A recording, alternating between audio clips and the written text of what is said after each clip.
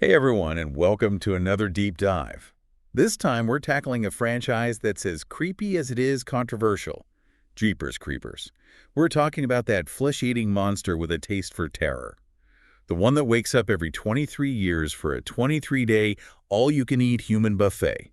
We're going to dig into what makes it tick, why it still freaks us out, even after all the ups and downs it's been through. It's wild how Jeepers Creepers taps into those primal fears we all have, right? The fear of the unknown, that hunted feeling.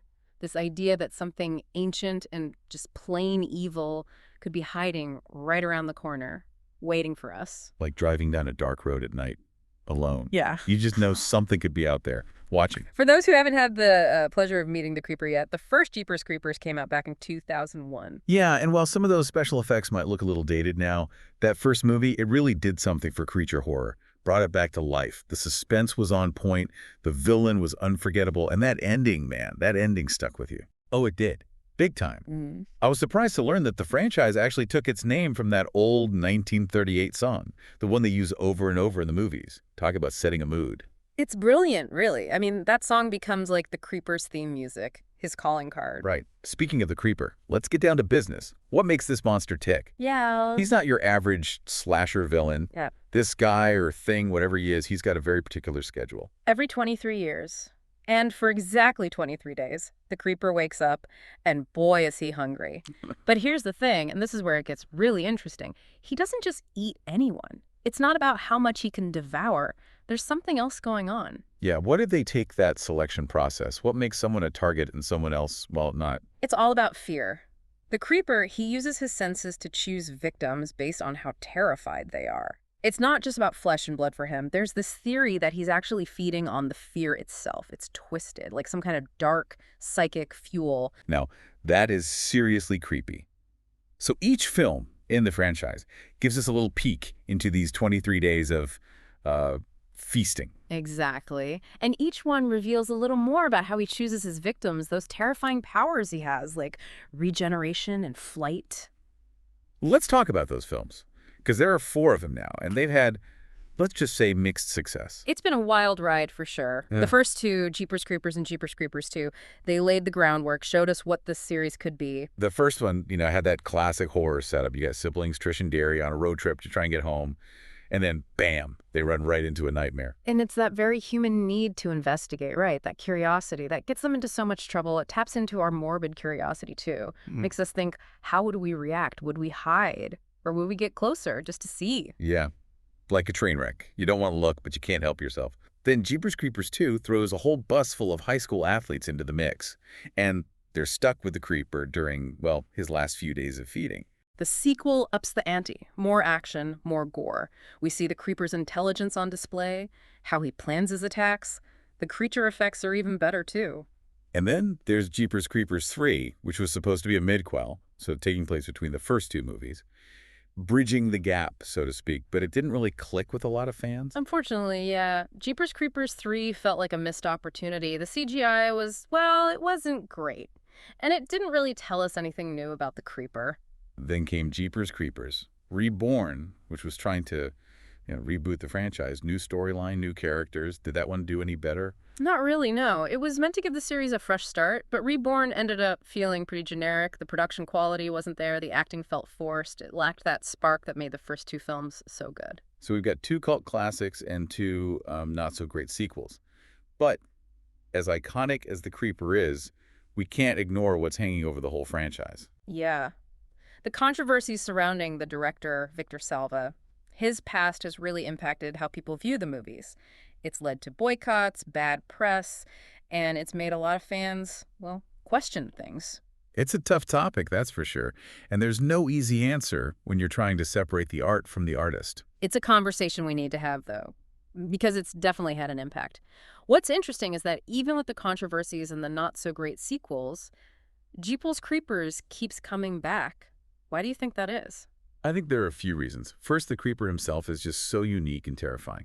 That design, the mystery of his backstory, the fact that he feeds on fear, it all adds up to a truly compelling monster. And the themes, too. Yeah. Our fear of the unknown, the whole idea that curiosity can be dangerous, the choices we make when things get really bad. These resonate with people, even if they're not, die-hard horror fans. That's true. And you can't forget about that truck. That creepy beat-up truck he uses to stalk his victims. It's practically a character in itself. Oh, absolutely. That truck, the whistling of Jeepers Creepers getting closer and closer. Those are iconic horror elements, for sure. But you're right, even with those sequels that didn't quite hit the mark, this franchise keeps finding a way back. And I think it's because those first two films, they really tapped into something primal, something terrifying. They left a mark on horror. You know what really got to me in that first film? That Yeah. scene at the police station.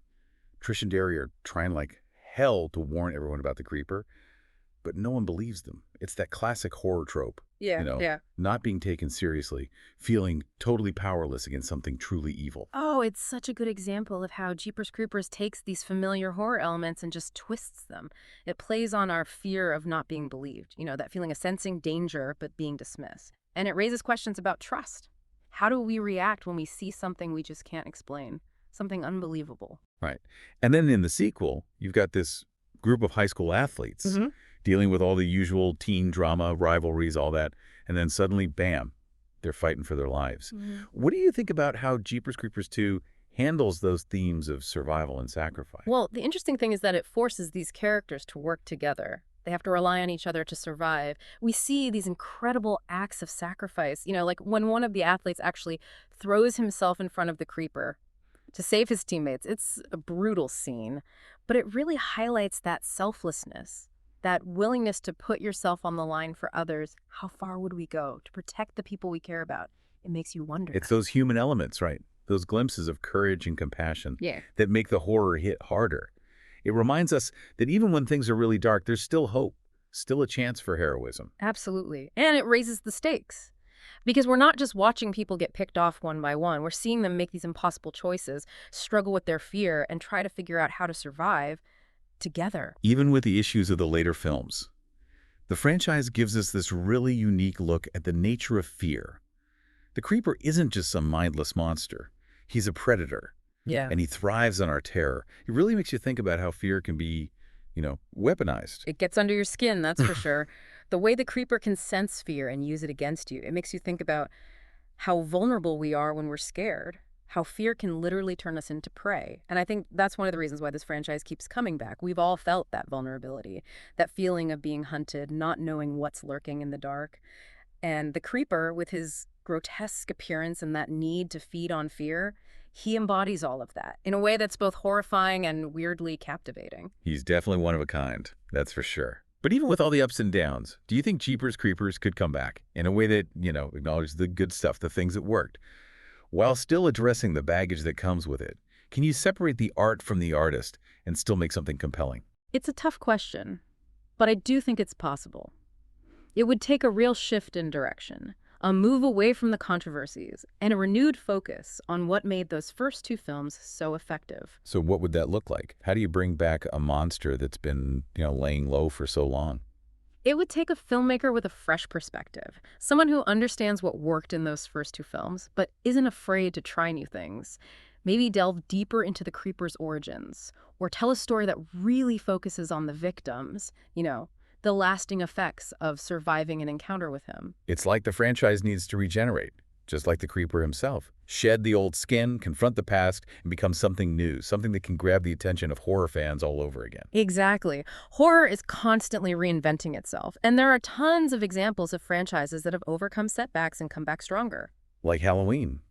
That franchise had its fair share of problems, but it found a way back to its roots, to what made it work, and delivered some truly terrifying new chapters. So is there hope for Jeepers Creepers? There's always hope, but it'll take risks, going beyond what we already know, and really exploring those deeper themes at the heart of the story. Because at the end of the day, it's not just about jump scares and gore. It's about the ideas, the emotions, the questions that stay with you long after the movie ends. Very true. And Jeepers Creepers, even with all its flaws, has shown us that it can do that. We've talked a lot about the films themselves.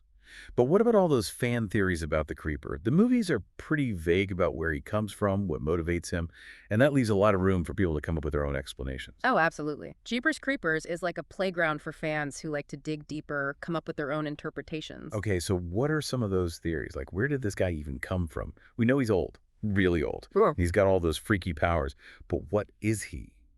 Demon? Alien? Some kind of, I don't know, weird genetic experiment gone wrong. Well, the movies don't really tell us, do they? And I think that just makes him scarier. Some fans think he's a fallen angel, cast out of heaven for being too hungry. Others think he's something from another dimension, traveling between worlds to, well, feed. It's fun to think about. Yeah, the less we know, the creepier he gets. Hmm. And then there's that whole thing about him sniffing out fear, choosing victims based on how scared they are. It's not like he's just hungry for, I don't know, a burger. It's like he's feeding on their emotions. Yeah, like some kind of emotional vampire. There's this theory that he's not just going after flesh and blood. He wants the fear itself. It's like some kind of twisted energy source for him. Keeps him going. So the more scared you are, the more he wants you. That's messed up. I remember reading this fan theory that the song Jeepers Creepers, it's not just, a creepy song. It's actually a way for him to lure people in, to make them more vulnerable. That's a scary thought. Uh, If that's true, then he's not just powerful, he's smart. He's playing mind games with us. so is there any way to beat him? If he's after fear, could you, fight back by not being afraid, make yourself less appealing? No. That's the big question, isn't it? We see people try to fight him, try to stand up to him in the movies, but it never really works out for them.